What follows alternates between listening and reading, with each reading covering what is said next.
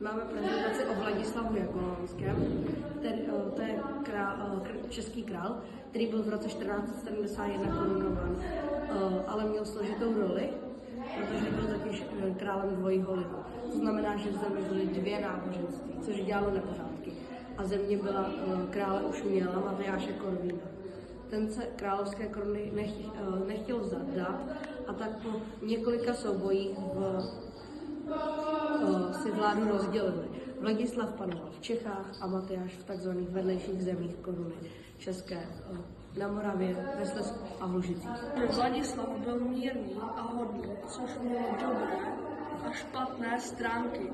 Toho využila šlechta k získání vlivu a královská moc slábla. V roce 1485 byl uzavřen Kutnohorský mír.